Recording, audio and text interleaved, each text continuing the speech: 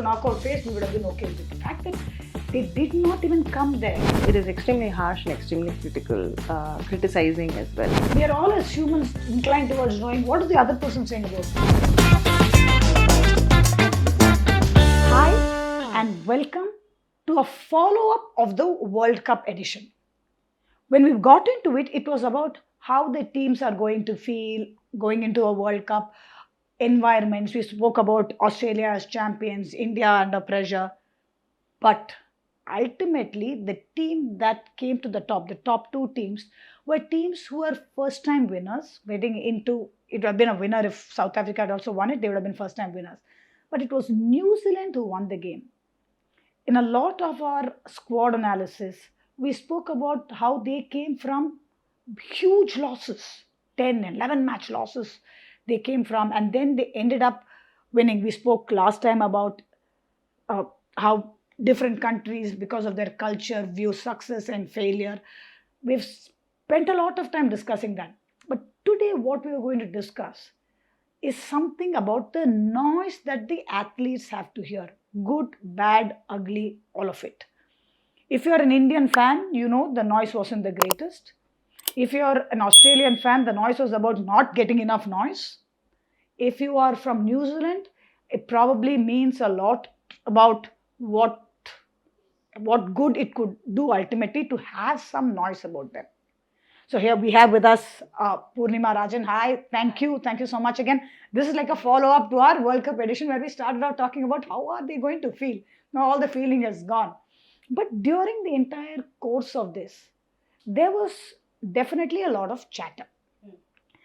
This chatter, let's first talk about the chatter that comes from a close circle, whether you're winning or whether you're not winning, whether they've gone out of this tournament. There was a lot of noise.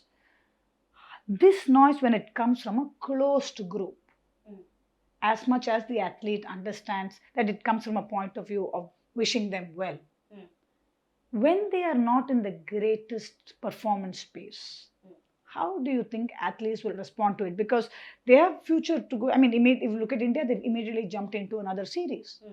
But they would have definitely heard some words being spoken about their performance, their role in the team. And there have been some changes that happened in the team, whether it's reactionary, I'm not sure, but it has happened. How is it going to feel?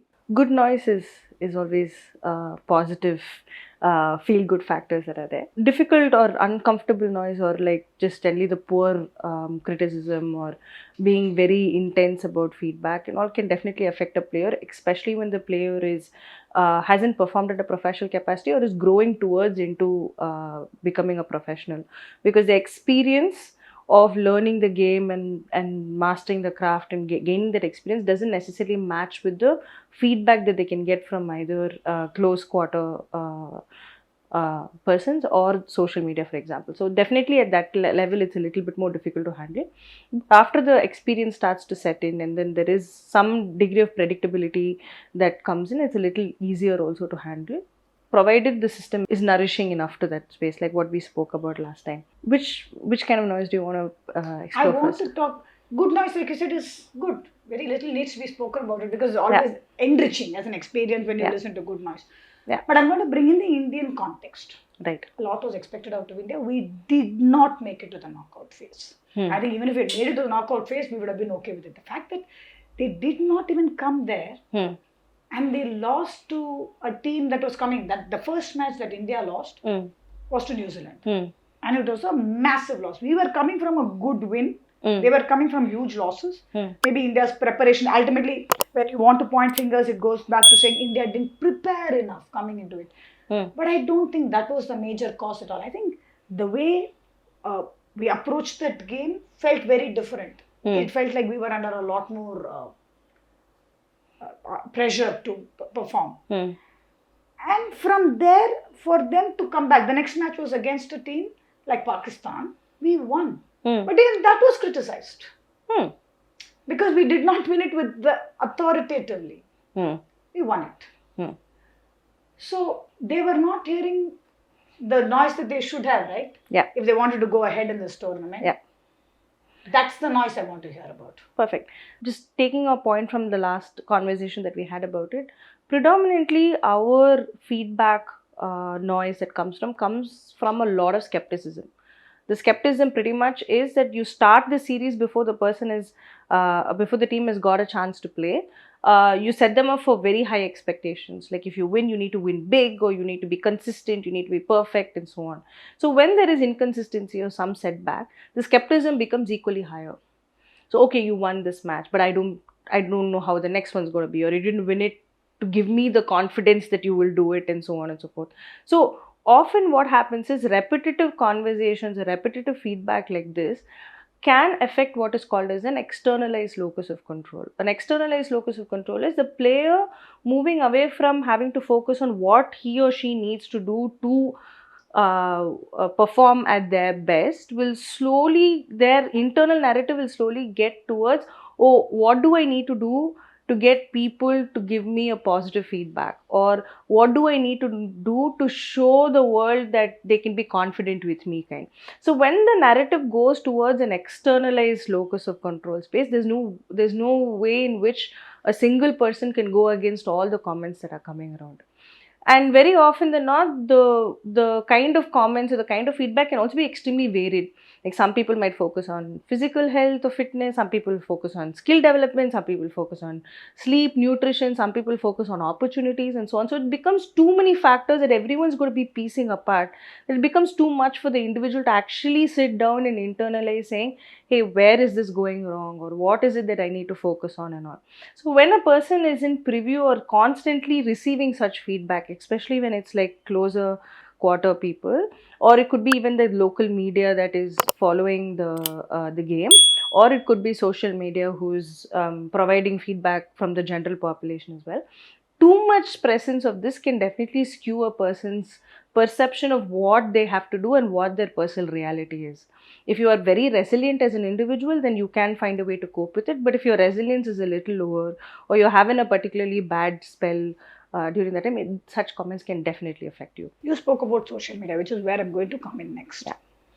So ICC, as a wonderful move, said any negative remarks, whether it's written, spoken, they have a model, AI model, that is going to recognize that, Mm-hmm. and they will stop it. It's going to be blocked right at the beginning. And a lot of athletes were very, very happy to hear it. Mm-hmm. They came out openly saying this is probably the best news we've heard, because like we are constantly talking about what happens within is more important than what they're actually doing physically. But social media is not doesn't care about all that. Yeah. Right? They are going to be people who are going to come up and say this, and somehow the athlete hears it. Yeah. I'm going to talk about that. There was so much. You spoke brilliantly also about what are they going to focus on, because a lot of focus was not technically on their game aspect. It came about the way they looked. Oh. Yes. Yeah. Therefore, that directly correlated to their fitness. Just because a person doesn't look fit doesn't mean they are not fit is, I don't think, a great way to go about it. Right. But that was something that was spoken about. And then came there a little bit about their technical aspect, then the skill aspect, and then everything else. So when people are not doing well, social media is very, very unkind. And no amount of AI can stop this news, I feel. Absolutely. You will find some way of finding it. Yeah. This news reaches players. It is one thing, like you said, when you get it from a closed group, maybe they know they're wishing you well. But this group does not have the entire facts in hand. But again, is internalizing possible? And if it is possible, how big an impact is it going to be? Because we hear a lot of big athletes, quite honestly, say, yeah, that's something we try to ignore. I cannot ignore it. I'm talking about in a close circle. Even when it comes from people who wish me well, I can only take it up to a point. My threshold is only so much. Athletes' threshold cannot be any different. Social media, that way, is harsh. It is extremely harsh and extremely critical, criticizing as well. Typically, in with regards to social media, I think even the AI stops and the blocks that we are implementing over here has to be continuously evolving. And it will evolve because the language model that is used to provide criticism or skepticism will keep changing as and when the AI model also improves. So, if, it's a huge trend in terms of trying to bring about the most negative emotions that a person can have, so that it increases the chances that the person will engage with that profile. So you'll have people who are extremely skeptical, you'll have people who are trying to challenge the skepticism and bring in some positivity, and thereby the interaction for each post becomes a little higher. It's not the best formula from a mental health perspective, because you're actually increasing the amount of negativity and negative mental space that's there. But at the same time, it is not something that you can stop, because it is an individual's ability to interact with people and so on. So hopefully we'll get to a place where we'll have a far more fail-safe way of doing this. But right now it is a model that is evolving for sure.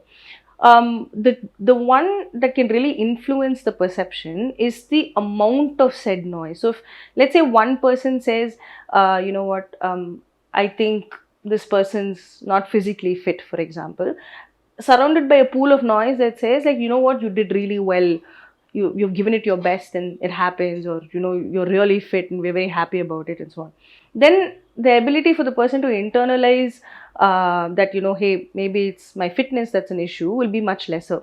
But because of the skepticism and the negative emotions that get erupted over there, your perception of what's actually happening, you'll have 10 people telling you that it's your body, and you'll have maybe one person telling you it's not. So just by that majority, the weight of that information, you will at some point internalize it, which is one of the biggest reasons why, you know, people, the first thing they recommend for people who are going through anxiety or depression in that sense is to do a digital detox. Whether it's any form of social media, even sometimes even WhatsApp, for example, you say, okay, stop, don't view it. News agencies have disclaimers these days saying that this content is going to elicit negative emotions, so you have the ability to choose to stop looking at it. But to for a player, it's also important that we're able to let them know that they can disengage from this, so that they can gain some amount of internal control. But it's very difficult, right? It is. It's very difficult. So We need what better. would you suggest that they do to? I mean, maybe a couple of things that you can say for this whole detox. You want to. Yeah. It's not that they're inquisitive, but we are all as humans inclined towards knowing what is the other person saying about me. Correct. And it's not a very comfortable feeling to know that you're being talked about outside. And there's always a need for us to know, you know, what is being said or what is my perception outside and so on. That's the best way to kind of heal from such an experience, is to have your inner circle understanding and empathetic enough that they'll be able to help you when you desire to disengage from social media and take a break. So, I mean, I think going forward, whatever you're saying is going to become more difficult, because even finding that inner circle is, I think, becoming challenging for a lot of people. Yeah. So part of the reason why we're doing this entire exercise itself is to help build the awareness to know that these are important critical points. It's not the individual alone, it is the environment, it is the system in which we're working on. So if you want the person to do their best and you want them to live a fulfilling life, it's as much as a role of the environment that we're in, as well as it is the individual who's performing there. So it has to be a combined effort. It doesn't happen otherwise. The importance of a combined effort is something that we've talked about continuously in our series so far. And if you're someone who is experiencing something like this, either as an athlete yourself, as a parent, or as a coach, and you would like to figure out how we can, how you can personalize what we have talked about for your, you know, difficulties, please do feel free to reach out to Precision Mental Health through the links that are given below.